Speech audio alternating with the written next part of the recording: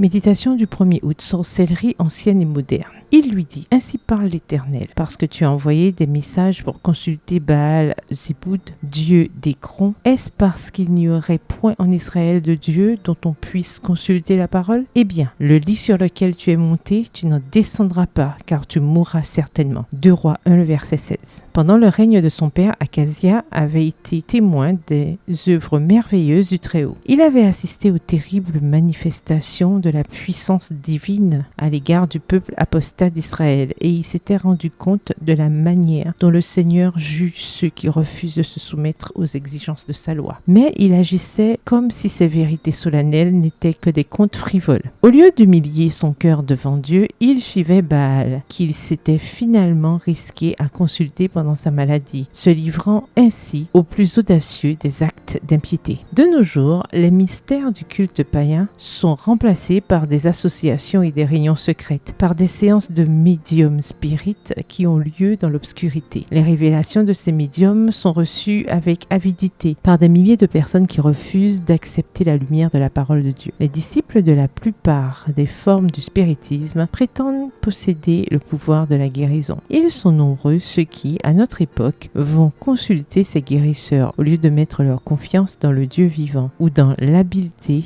de médecins qualifiés. Et cependant, le roi d'Israël se détourna de l'Éternel pour chercher un appui auprès du plus grand ennemi de son peuple. Il déclara aux païens qu'ils se confiaient davantage dans leurs idoles que dans le Dieu du ciel. Aujourd'hui, les hommes déshonorent le Seigneur de la même manière, en se détournant de la source de la sagesse et de la puissance pour demander aide et conseil aux forces ténébreuses. Ceux qui s'adonnent à la sorcellerie diabolique peuvent se vanter d'en avoir reçu un grand bien. Mais est-ce la preuve que leur conduite est sage ou sûre? Qu'importe si la vie est prolongée, qu'importe si les biens temporels sont assurés, quel profit en tirera-t-on finalement si l'on méprise la volonté divine? Tous ces avantages apparents s'avéreront comme autant de pertes irréparables. Ce n'est pas impunément que nous pouvons renverser l'unique barrière que le Seigneur a dressée pour mettre son peuple à l'abri des atteintes de Satan. Texte tiré du livre Prophètes et Rois, au chapitre 16, aux pages 146 à 148. Bonne soirée, que l'Éternel vous bénisse.